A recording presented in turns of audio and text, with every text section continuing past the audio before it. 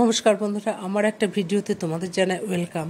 তা আজকে শিবরাত্রি না, শিবরাত্রির দিনের ভিডিও এটা, কিন্তু আমি এখন ভয়েস দিচ্ছি কেন আমি কদিন ধরে ঠিক মতো এডিট করতে পারছিলাম না বলে একটু লেট হয়ে গেল। তা যাই হোক, শিবরাত্রি তা উপোস করেছি, গেলবার একা একা করেছি, কিন্তু কালকে রাত্রে তোমাদের ভিডিও দিয়েছি, মেয়ে এসছে।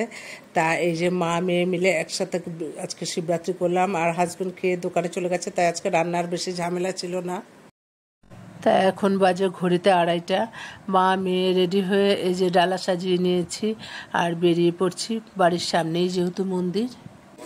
আর দেখো কথা বলতে বলতেই চলে এলাম পাড়ার মন্দিরে। আর এখন দেখো কত ভিড় পড়েছে। তা ভেতরে আর জায়গা নেই, এখানে সব দাঁড়িয়ে আছে আর আমি এখানে চেয়ারে একটু বসে আছি। সব চেয়ার পেতে দিয়েছে, তা অনেকেই বসে আছে, আমিও একটু বসে নিলাম, কেন এতক্ষণ দাঁড়িয়ে থাকতে পারি না গো।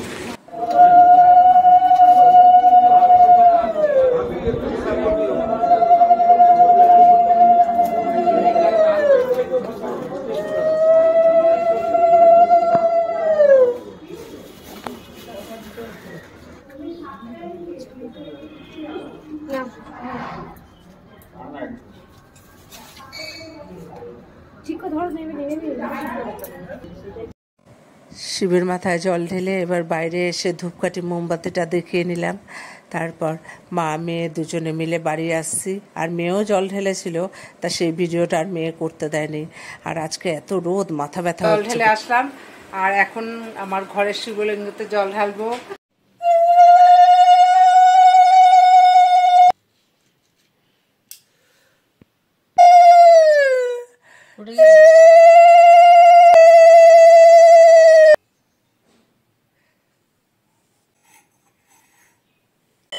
আর কি জল ঢাললাম ঘরের শিবের মাথায়।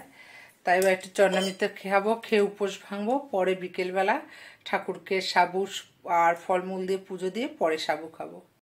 তা ঠাকুরে একটু চরণামৃত খেয়ে মা মেয়ে দুজনে একটু বিশ্রাম নিয়ে নিলাম।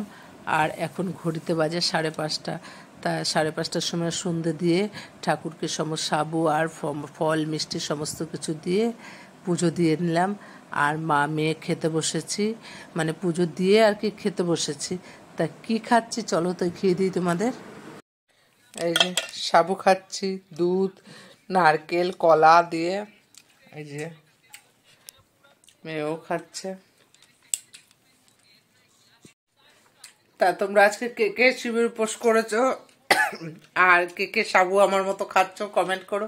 আর ভিডিওটি ভালো লাগলে একটু পাশে থেকো।